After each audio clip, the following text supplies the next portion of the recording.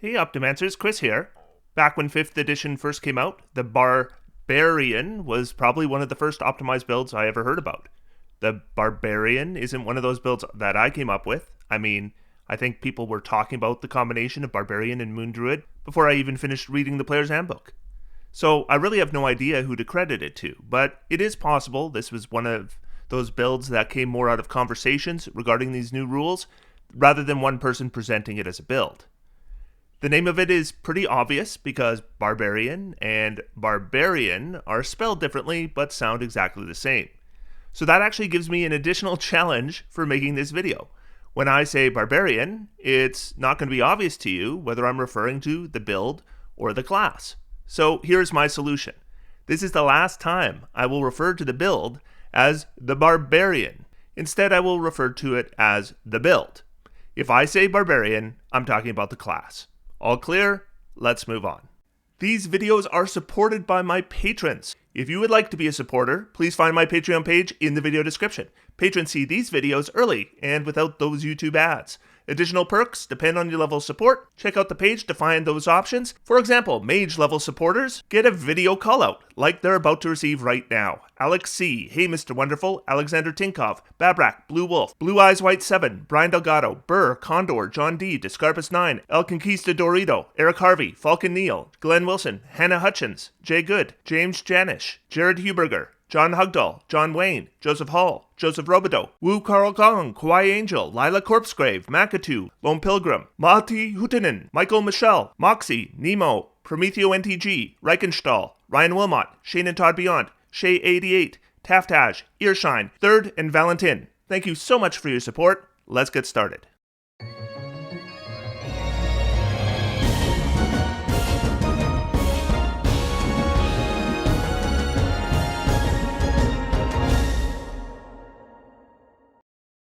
Now, you might be very reasonably wondering why I'm talking about a build that is so old. This build has been around for like 8 years, and it gets recommended and talked about all the time. If you are a member of the D&D community online, you're probably already aware of this build, and you've probably seen people talk about it over and over again. So the reason I want to talk about it is, in all those times you've seen it talked about, how often have you actually seen it analyzed? You'll get talk about how certain features work well together, but has there been an analysis of building it up to that level and what happens afterwards? Are the challenges of this build properly represented in those discussions? In my experience, the answer is no. So if you are considering making an optimized wild shape character and you go online, this is going to almost certainly be the build that is recommended to you. And it might be the right option for you, but it might not be. And I do want to be really clear so that you understand what you're getting into, where you're going to excel, and where you're really not going to excel. Furthermore, if you do want to play an optimized wild shape character, I don't think there are a lot of options out there for you. And that's why this one gets recommended all the time. So I want to explore what other options we can do to try to make that concept work. So that is going to be the point of this video as well as my next couple videos. This video, I really want to talk about this build, what you're going to get out of it and what you aren't going to get out of it. And in future videos, we'll talk a little bit more about what we can do with Wild Shape to make an optimized character. So here's how the build works. The idea is not complicated. It requires 4 levels to really complete the combination, though it has advantages over single-class druids or barbarians even after 3 levels. The build requires 2 levels of druid with Circle of the Moon. This allows us to wild shape as a bonus action to any challenge rating 1 creature, twice per short rest for up to an hour. As the name implies, the form of choice is a bear, and a CR1 bear is the brown bear. Here it is. Very low armor class, just 11, but it has 34 hit points, 40-foot movement speed with a 30-foot climb speed, 2 attacks with its action. Each attack is a +6 to hit. The first attack averaging 8 to 9 points of damage, the second averaging 11 points of damage. Now, if we compare these numbers with your typical second level character, we blow them out of the water. A typical second level fighter probably has 22 hit points, maybe a second attack, and if so, it uses their bonus action, and they'll have probably a 30-foot movement speed. when you consider that the Druid can take this form twice, just using their bonus action, every short rest. They're kind of blowing everyone out of the water, even with the low armor class. This would be extremely powerful at level 2, even if the Druid didn't have spells. But what players rightly noted was that those hit points go down pretty quickly with an armor class of 11, though you could potentially use that second wild shape right in the middle of combat if the first one went down. They also noticed that the wild shape feature presents some additional options to being a vanilla brown bear. Wild shape is quite different from, say, a polymorph spell. You keep your intelligence, your wisdom, and charisma scores. You keep all your skill and saving throw proficiencies in addition to any the creature has. You can continue to concentrate on a spell after the transformation has occurred. And I'll repeat that for emphasis because we are going to circle back to this one, and I do think some players aren't aware of this. Yes, you can't cast spells while you're wild shaped, but you can continue to concentrate on a spell that you previously cast after you wild shape. You can choose whether your equipment is merged into your wild shape form, and even potentially continue to wear that equipment if the physical form is capable of doing so. But here's the part that really opened up optimization options. You retain the benefit of any features from your class, race, or other source, and you can use them if the new form is capable of doing so, with the exception of any special senses like dark vision. So fairly quickly, players started to realize that the BarBEARian gets a couple features really early on that pair nicely with the brown bear shape. So to complete the base build, you also need to take 2 levels of BarBEARian. Now you can take these levels in the order I've presented them. So if you do, then it would be Druid 2, then Multiclass into BarBEARian 2, but there's advantages to actually starting with BarBEARian, and some disadvantages as well. So we'll analyze those, but first let's show why this combination got so much attention. Rage is obvious. The part that really sticks out is you have resistance to bludgeoning, piercing, and slashing damage. This seems like a fantastic pairing, since that low armor class of the brown bear means those 34 hit points, despite being a lot, can still be whittled down fairly quickly. But if we add resistance, we're effectively doubling that to 68. Even if enemies hit with every attack, that is going to take quite a while to take down. And even if it is taken down, then you can just raise it again with your second wild shape and a bonus action. So effectively, that's 136 hit points. Though it was also noticed that offensively, BarBEARian can really make a big difference by going just one more level and getting reckless attack. This is why typically this build has 2 BarBEARian levels. So as we can see on the brown bear, the bite and claws are melee weapon attacks, so they apply, meaning we can apply advantage to hit just by taking that second BarBEARian level. In fact, the rage bonus to damage actually applies as well, for the same reason. So now 2 attacks at +6 with advantage for 10 to 11 points of damage for the first attack, and 13 damage on the second attack on average. Now we haven't looked at any racial options at this point, but let me show you why this build became so iconic. So this is a level 4 character. My baseline damage expectation is that a level 4 character should do a minimum of 8.25 damage per round on average if they want to contribute in any meaningful way to damage output. A damage-based build should probably do half as much as that again. So, our math. This assumes wild shape into brown bear and rage. +6 to hit against armor class 15 means we need to roll at least a 9 on a d20, and we have a 60% chance of that without advantage. But if we add advantage, it's now 84%. The first attack has 84% to hit times 10.5 average damage, and we're at 8.82. We're already over baseline. Then we have a 10% chance to crit, which would add an additional 4.5 damage, so add 0.45. Then our second attack, 84% chance to hit times 13, that's another 10.92. Then we're adding another 0.7 from critical hits, and our total level 4 DPR is 20.89, 153% over baseline. And just to compare, if you continued with straight Moon Druid, at level 4, you're still stuck with CR1 forms. The next most powerful form isn't available until 6th level in Druid, and what players notice is that the jump from CR1 to CR2 with beasts, not that big. So here's the brown bear and the cave bear side by side. The brown bear is CR1 and the cave bear is CR2. So yeah, a full higher CR, what do you get? 1 more armor class, 8 more hit points, +1 to hit, +1 damage per attack. So if I calculate the damage that we should expect from a 6th level Moon Druid using the cave bear form, we're coming up with a DPR of 14.05. And keep in mind, at level 4, this build was doing 20.89 damage. So we're not even close. We're almost 30% below despite being 2 levels above. But that's just the offense. Think about the defense, depending on what we're fighting, of course, but most of the time, effectively 68 hit points on the build versus 42 for the 6th level Moon Druid. So the difference is dramatic. A 4th level straight Barbarian, by the way, probably has about 45 hit points total. Well, this build has 34 hit points that they can refresh to 34 hit points a second time with a bonus action, recovering both forms on a short rest, and that doesn't even count our base hit points. And that straight class Barbarian also doesn't touch our multi-class build for damage either. So that's probably more analysis than most sources are going to give you. But what they'll also do is gloss over the problems with this build, because there are some. First off, my DPR numbers included Rage. When I discussed hit points, I've been assuming Rage. But should I assume Rage? Maybe not. There's 2 good reasons why not. The first is simply Barbarians don't get a lot of Rages. And the uses scale with your Barbarian level, meaning our 4th level build actually only gets 2 rages per long rest. Now, if you only do 2 combats per long rest, then that's not an issue. But any combats over 2, you don't have any more rages available. But there's more than that. Even if we do have rage uses available, what's your first turn looking like?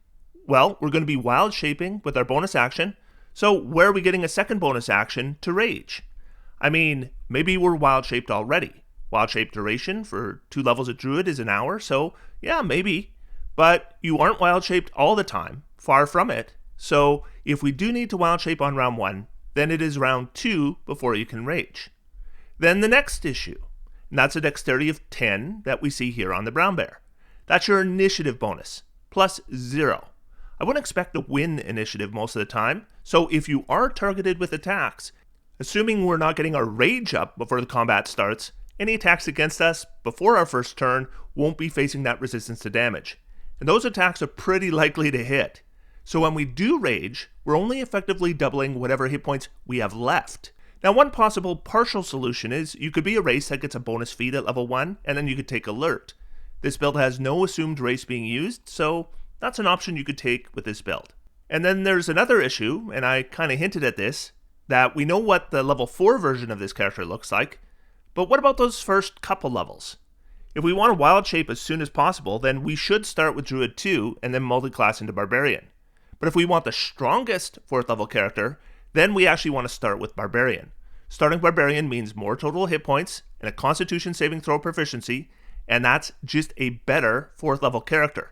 But if we do Barbarian for that first level is gonna be rough. First level Barbarians want Strength, Dexterity, and Constitution, and fitting Wisdom on top of that is going to be pretty hard, and we're probably going to be a pretty sad first level character. And really, we're not going to get going until we get Wild Shape, which won't be until level 3. Now, this isn't insurmountable, but I don't see it talked about very often. If we want our biggest power peak at level 4, then we have to spend levels 1 and 2 in not great shape. Or we could have a lower peak at level 4, and then we could do pretty well by level 2. That's just a decision you'll need to make, and I don't know if there's a right answer. I mean, not all games start at level 1, so that could be a factor. And if it's a level 4 one-shot, well then it's easy. Now, although there are some exaggerated claims or expectations for this build, I'm not saying the build doesn't work. It works. I've seen it played, and at level 4, this build is total domination. If you're playing a 4th level one-shot and your goal is to out-damage and out-tank the rest of the party, this is one of the best ways to go. The damage is high, the durability is high. You could also have 3 good berry spells precast, and bears love berries, so you could probably, after one fight at least, heal yourself back up to full hit points. Though, here is the biggest problem with the build. Every level after level 4, and the problem gets worse and worse the higher you go. Moon Druids start out super strong when they reach level 2, and can access those challenge rating 1 forms like the brown bear, but the threat of those forms scales notoriously slowly, and when you're multiclassing, then even more slowly. With this build, we would need to be Barbarian 2 Druid 6, and so an 8th level character before we could take that cave bear form, which, as we noted, is only marginally better than the brown bear, and that's a dreadful amount of scaling for an additional 4 character levels.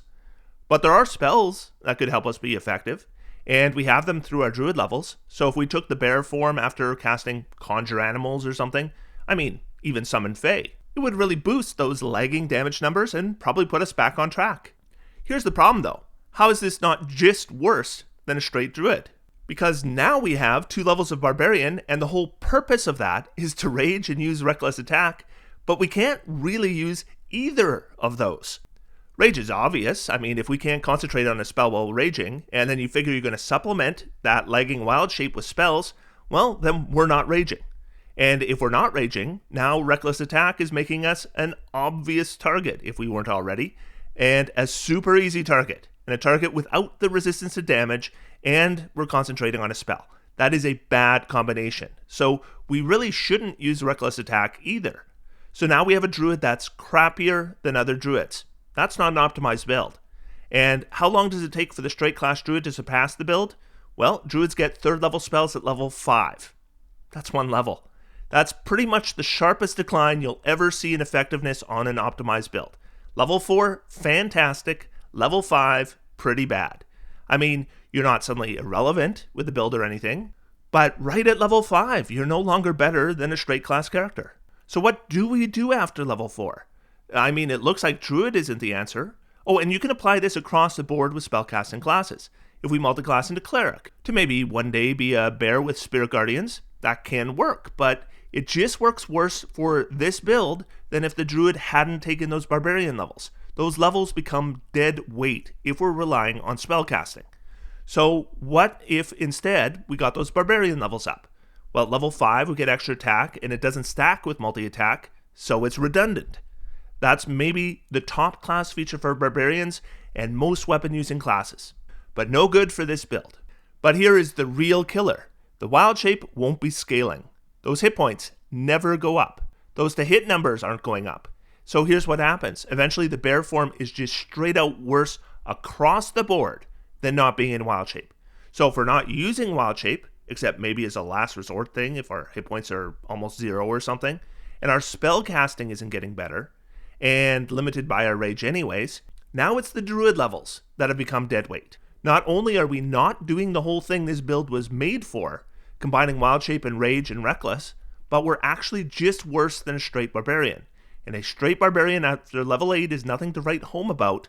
Being worse than that is pretty bad. So what if we stuck with Druid 2 and Barbarian 2 and multiclass into some other class at level 5? Well, here's the problem. I've discussed how our Barbarian levels limit spellcasting, so focusing on other spellcasting classes doesn't do much for the build.